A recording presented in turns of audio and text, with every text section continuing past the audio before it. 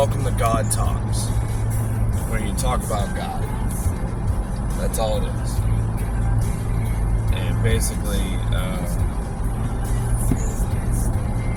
I discuss theology to somebody that doesn't know. Theology is the theory and the study of the Bible. That's what theology means. And the great thing about these kind of things is you have a cell phone. So anything I say, you can fact check. Like, what is the flood of Noah? What is it?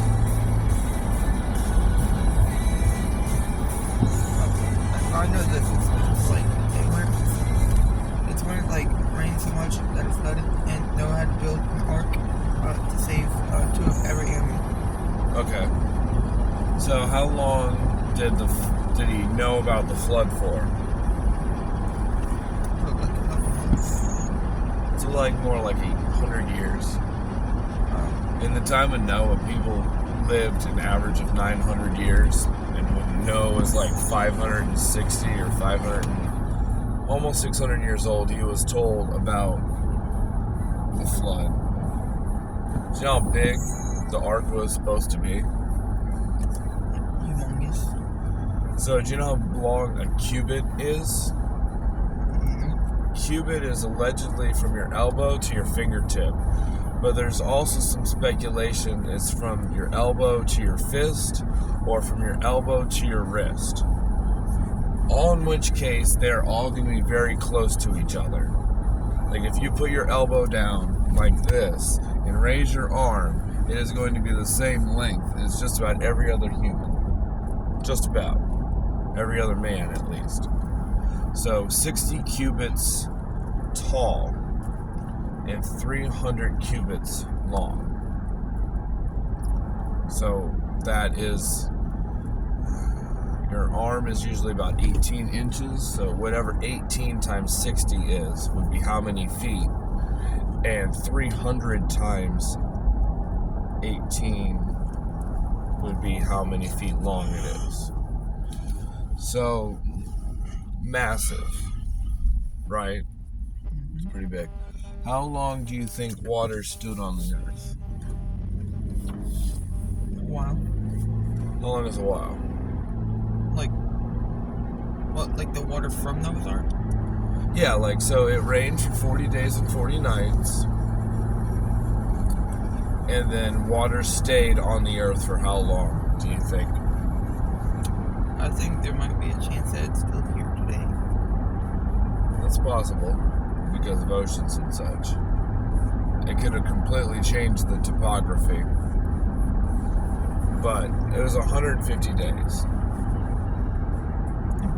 So there is other speculation that giant trees were cut down because the Nephilim, which were the sons of God, found the sons of man daughters appealing. Sons of God are things like angels and seraphim and cerebellum. Not cerebellum. Cerebellum is a part of the brain. Cherubim, which is those little, well, they look like little baby angels. That's what people think they are, but that's not what they are. They're just angels. But those are technically, by definition, called the sons of God because they're angels. They're different. When God made man, he calls anything that is an heir to Adam and Eve or Noah and his family sons of man. Does that make sense? Mm-hmm. The difference in... So, the reason for the flood was not just because of the wickedness of man, but because of the muddiness of the gene pool. Because God had never intended for the sons of God to make children with the sons of man. It was not his intention. He didn't like it because it created false deities and false gods. Because people began to worship the creation of the Creator. And that's where you have sin. Like, it's okay to be like, hey man, I made a really cool car. Somebody like, that's awesome. But when they start finding worship in that car instead of the person that made the car, it becomes a sin. Does that make sense? Like, you become a famous artist and people start praising your artwork. It's a problem. Like, God made me, and I'm just making art as a reflection of what God made. It's God that's the person that should be the true person being worshipped. You can enjoy my stuff, but to bring it from enjoyment to worship becomes wrong. So, Noah, flood. Why do you think the story of Noah is interesting? What's interesting about it? He had to do every species.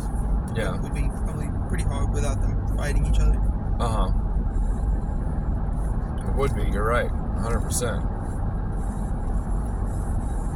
That's the only part that's hard? I think the whole damn thing is difficult.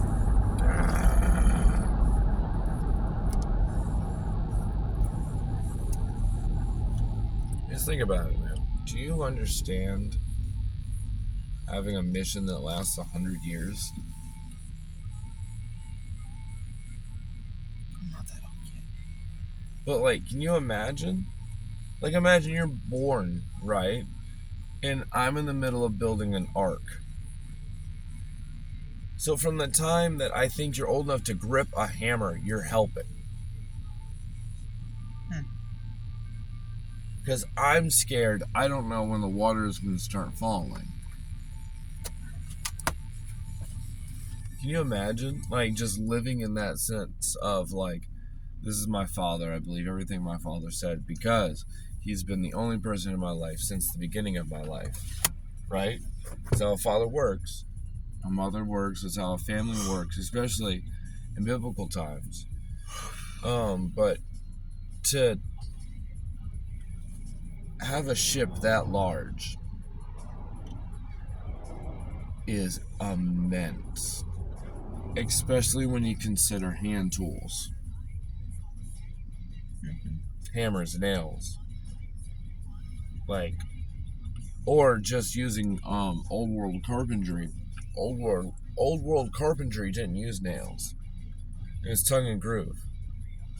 They would make interlocking pieces like keys, and the two ends would connect to each other.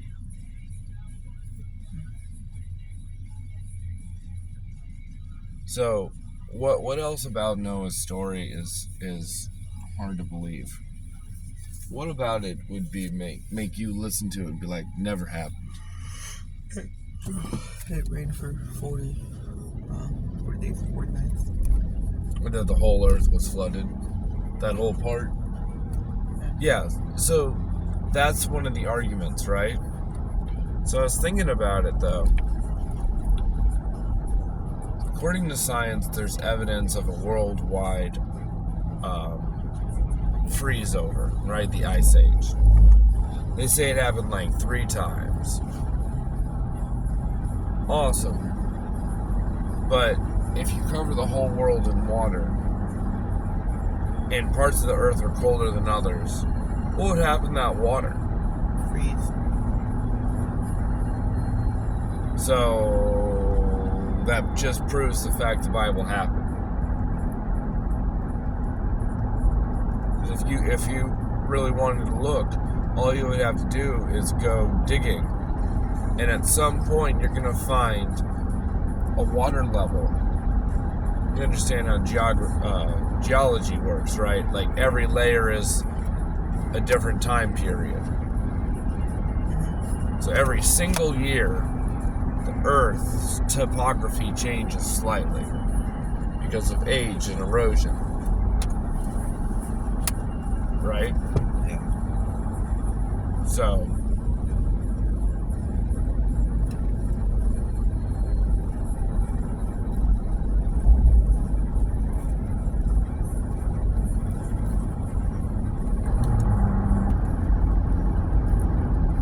besides the ark being giant and it raining for 40 days and 40 nights and water covering a whole earth for 150 days, what about Noah's Ark story is difficult to believe?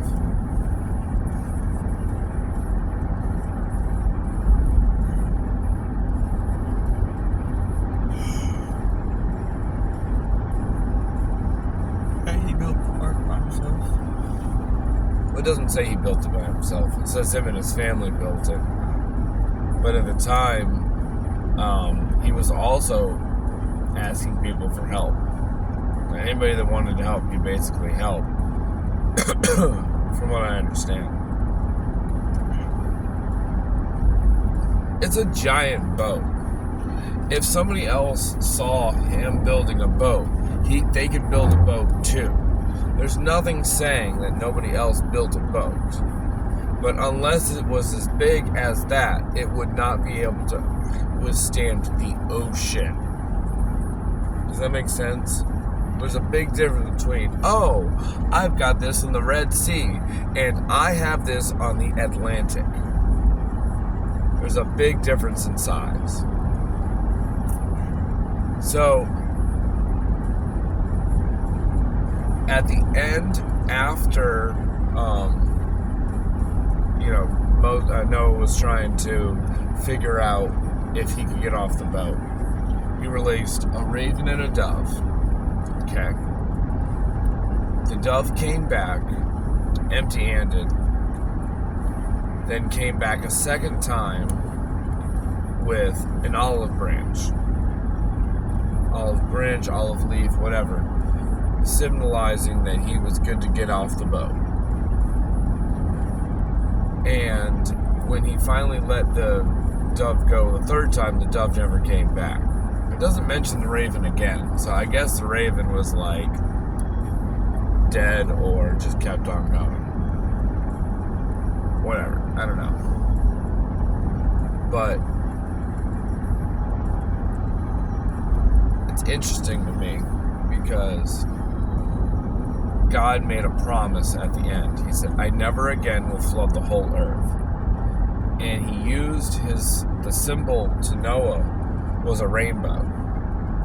And it's really interesting to me because what does a rainbow mean now? Gay? Like super gay, right? Like it's not like...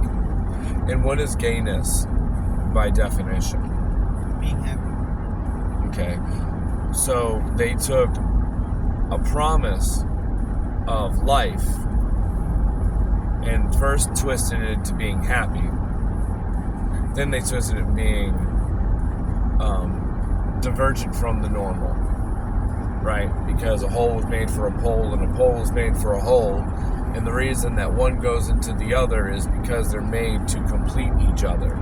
Where a man is top heavy in strength and a woman is body heavy in strength, because if you put the two parts together, they became a whole. Not saying anybody is right or wrong for how they feel, but saying, physically speaking, a man and a woman are opposites, and that's why they complete each other to make a circle. Why it takes a man and a woman to make a baby. But when you're operating within the premise of what God had intended, you get the consequences and the reactions that God intended. Stop doing that. But when the sons of man found the sons of God appealing, you're talking about interspecies breeding. You're talking about creatures made to exist in heaven, making children with humans. And when you talk about the iniquity of that, when you talk about the long-standing sin of that, yeah, the flood of Noah happened in Genesis. But still, do you know how bad humanity would have to be to hit the reset button on it?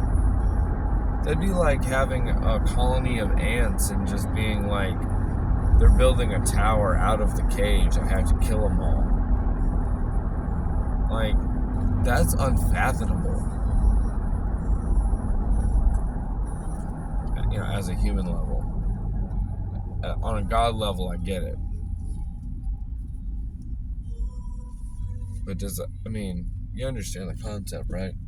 That the reason the flood happened is because of the wickedness of man, because of the dilution of the bloodline, on how, God made life, and he also created all beings, and man was made for woman and woman was made for man, and it wasn't supposed to differ from that, but it did. And when he reset it, he reset those bloodlines. That doesn't mean that at some point it didn't happen again, because you have stories of Goliath and his brothers. We're not going to get into that today, but I think it takes a measure of faith to believe that Noah's Ark is real. It doesn't seem unfathomable to me that the whole earth got flooded, especially by the guy that spoke life into existence. That doesn't seem like a stretch to me. Does that seem like a stretch? No? Are you sure? It's okay to be objective.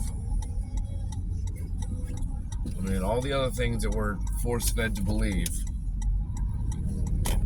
A giant boat with 2 of every animal to save humanity during a giant flood that had never happened before, because up until that point, you can check in your Bible, it says it never rained. That water just came out of the ground, and that's where they got water from. So if that's the case, that's super cool. But after that, rain started happening. Or because of that, it started happening.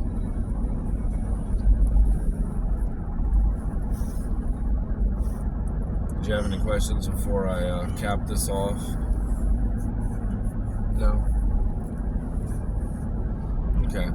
Well, this was God Talks.